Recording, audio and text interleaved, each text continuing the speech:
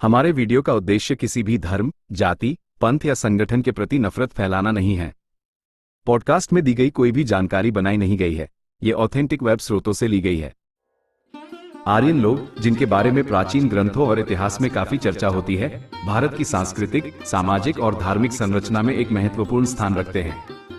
आर्यन कौन थे, कहां से आए थे और उनका भारतीय समाज पर क्या प्रभाव था? ये प्रश्न भारतीय इतिहास में लंबे समय से अध्ययन और बहस का विषय रहे हैं। आर्यनों के आगमन से ही भारतीय समाज में कई परिवर्तन आए, जिनमें से सबसे प्रमुख जाति व्यवस्था का गठन था। आर्यन लोगों का भारत में आगमन लगभग 1500 ईसा पूर्व माना जाता है। इतिहासकारों और पुरातत्वविदों के अनुसार आर्यन मध्य एशिया या दक्षिणी रूस के स्टेपी क्षेत्र से आए थे। वे धीरे धीरे भारत के उत्तर पश्चिमी हिस्से में प्रवेश किए, जहां से उन्होंने धीरे धीरे पंजाब और गंगा यमुना के मैदानों में अपने आप को स्थापित किया। आर्यनों के भारत में आने का समय भारतीय इतिहास में वैदिक युग की शुरुआत से जुड़ा हुआ है।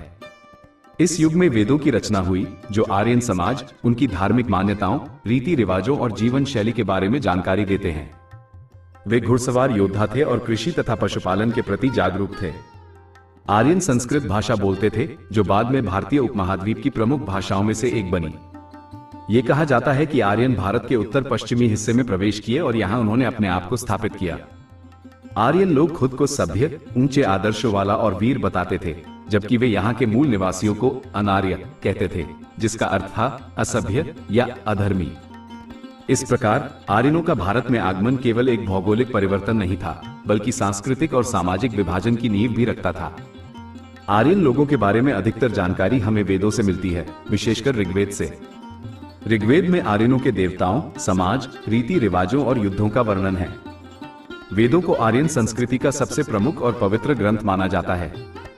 इन ग्रंथों में आर्यन जीवन के विभिन्न पहलुओं का वर्णन मिलता है। आर्यन समाज युद्धप्रिय था और अपने विस्तार के लिए संघर्ष करता था। वे मूलतः घुमंतु थे, जो धीरे धीरे स्थायी खेती की ओर बढ़े। उन्होंने अपनी सभ्यता के अनुसार सामाजिक, धार्मिक और राजनीतिक व्यवस्थाओं का निर्माण किया। आर्यनों के भारत में आगमन के बाद धीरे धीरे भारतीय समाज में जातिवाद की नींव पड़ी। इसका आरंभ आर्यन और अनार्य के बीच के भेदभाव से हुआ। आर्यन अपने आप को श्रेष्ठ मानते थे और स्थानीय द्रविड़ और अन्य जनजातियों को अपने से निम्नतर समझते थे। आर्यनों ने समाज को 4 वर्गों में विभाजित किया, जिसे वर्ण व्यवस्था के रूप में जाना जाता है। यह व्यवस्था इस प्रकार थी: ब्राह्मण, ज्ञान और पूजा करने वाले। आर्यन समाज के सबसे ऊंचे स्तर पर ब्राह्मण थे। वे धार्मिक अनुष्ठान करते थे, वेदों का अध्ययन करते थे और समाज में शिक्षा और धर्म के क्षेत्र में नेतृत्व करते थे। क्षत्रिय, योद्धा और शासक। क्षत्रिय समाज के सैनिक और शासक थे। उनका कर्तव्य था समाज की रक्षा करना और शासन चलाना। वैश्य, व्यापारी और कृषक। वैश्य व्यापार और कृषि के क्षेत्र में कार्य करते थे। वे समाज को आर्थिक दृष्टि से स्थिर रखने का कार्य करते थे। शूद्र, सेवक और श्रमिक। शूद्रों को सबसे निचले पायदान पर रखा गया था। उनका काम था समाज के अन्य वर्गों की सेवा करना। यह वर्गीय विभाजन मुख्यतः कार्य और जिम्मेदारियों के आधार पर किया गया था, लेकिन समय के साथ यह वर्ण व्यवस्था कठोर जातिवाद में बदल गई। असल में आर्यन लोगों ने भारत के लोगों को गुलाम बना के रखने के लिए जाति व्यवस्था की शुरुआत की और खुद को सबसे ऊंची जाति में रखा और हर जाति के लोगों में अपने से नीची जाति के लिए नफरत भर दी। ब्राह्मणों को आर्यन समाज के उच्चतम स्तर पर स्थान मिला और इसका मुख्य कारण था उनका धार्मिक और बौद्धिक नेतृत्व। ब्राह्मणों ने वेदों का अध्ययन किया, यज्ञों और अनुष्ठानों का संचालन किया और धार्मिक शिक्षाओं को समाज में फैलाया। यह माना जाता है कि ब्राह्मणों के पूर्वज आर्यन ही थे। आर्यनों के आगमन के बाद ब्राह्मणों ने अपने ज्ञान और धर्म के माध्यम से समाज में अपना प्रभुत्व स्थापित किया। उन्होंने धार्मिक कार्यों और वेदों के ज्ञान को अपने अधिकार में रखा, जिससे वे समाज के अन्य वर्गों से श्रेष्ठ माने जाने लगे।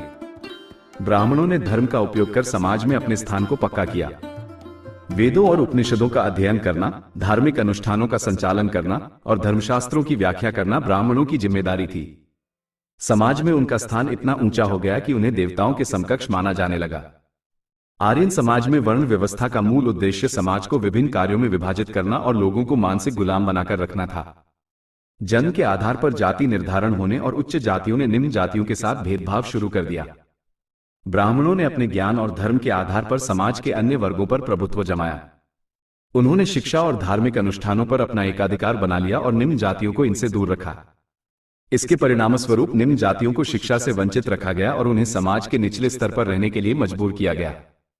क्षत्रिय भी ब्राह्मणों के बाद समाज में उच्च स्थान पर थे, क्योंकि उनका काम शासन करना और समाज की रक्षा करना था। वैश्य व्यापार और कृषि के क्षेत्र में महत्वपूर्ण थे, लेकिन उन्हें भी उच्च जातियों के मुकाबले निम्नतर माना जाता था। शूद्रों को समाज के सबसे निचले स्तर पर रखा गया था। उनका काम था समाज के अन्य वर्गों की सेवा करना। शूद्रों के साथ बुरा व्यवहार किया गया, उन्हें शिक्षा, धर्म और सामाजिक अवसरों से वंचित रखा गया। उन्हें समाज से बाहर कर दिया गया और उनका जीवन दास्ता और उत्पीड़न में बीतता था। आर्यनों के आगमन के बाद से ही भारतीय समाज में जाति व्यवस्था की जड़ें जमने लगी। ब्राह्मणों ने इस व्यवस्था को बनाए रखा और धार्मिक अनुष्ठानों, शास्त्रों और धार्मिक ग्रंथों के माध्यम से इसे और मजबूत किया।